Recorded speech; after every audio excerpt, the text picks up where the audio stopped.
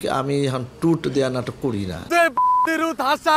1 লাখ টাকা 2 লাখ টাকা খরচ করি, এটা আমার তুলতেই হবে যেভাবে। এখন টুট দেওয়ার পুট দাও, আমি তো যদি একটু গালাগালি করে যদি কিছু টাকা ইনকাম করতে পারি অসুবিধা কি? চাহিদা বাড়া মানে টাকার দরকার। আমার একটা ডিম একা খেতে আমি জানতাম না। আমরা জাতিগতভাবেই দুর্ভিক্ষের ভিতরে আছি, মানে বেশ অনেক কাল ধরেই, বেশ সময় ধরে আস্তে আস্তে আস্তে আস্তে একটা মানে আরও হয়তো বা সামনে জানি না কী হবে।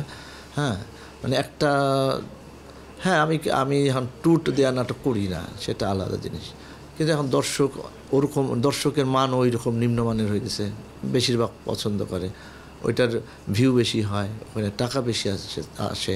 আর যখন একটা শিল্পে যখন অর্থলগ্নির বিষয়টা আসে, তখন এটা অনেক সময় নষ্ট হয়ে যায়। অর্থের ব্যাপার, যে লোকটা অর্থলগ্নি দিল সে মনে করে যে আর আমার টাকাটা তো তুলতে হবে, সে এখন যেভাবে পারে ঝাঁপিয়ে পড়ে যে টাকাটা তোলার জন্যে। যেমন আমরা যখন থিয়েটার করি, আমরা কিন্তু টাকা পাই না, আমরা দেইও না, চলে। যে কারণে এখনও থিয়েটারটা মোটামুটি টিকে আছে। যখন এটা অর্থর দিকে যাবে, হ্যাঁ, যেমন যখন নাটকগুলি ইউটিউবে, যে আমি এখন টুট দেওয়া নাটক করি না,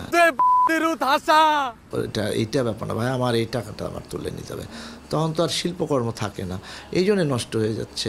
বা আর এটা হয়তো একটা সময়ের কারণেও হয়ে যায়, আস্তে আস্তে বদলায় সমাজটা, এরকম হয়েছে। আবার হয়তো কখনো ঠিক হয়ে যাবে, আমি আশাবাদী মানুষ। ওরা তো টাকার জন্যেই করে। আর ওই যে মানুষের মানসিকতাও নষ্ট হয়ে গেছে, মানুষ বই পড়ে না, পড়াশোনা করে না।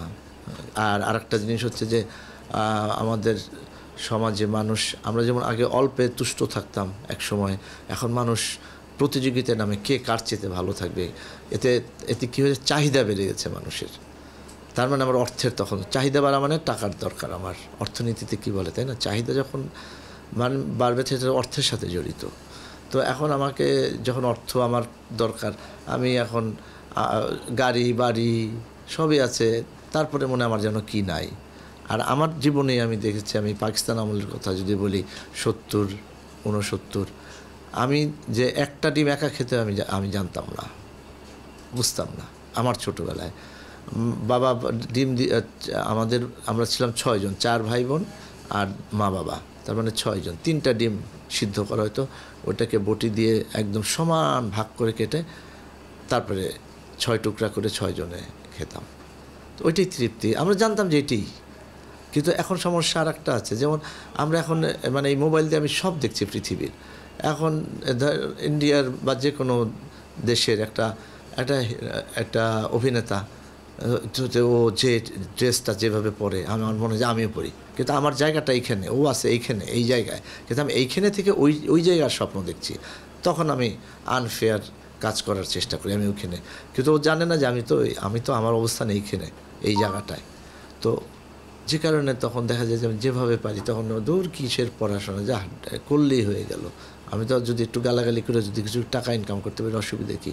অথবা একটু বাজে কথা বলে টাকাটা হইলো, তখন সে ওই জায়গার অন্তত কাপড় চোপড়টা তো পড়তে পারলো, মন মানসিকতায় মননে হইতে পারলো না, কিন্তু সে তো মনে করলো, সে তো আর ওইটা বুঝেও না, সে মনে করে আমি বোধহয় তখন শাহরুখ খানই।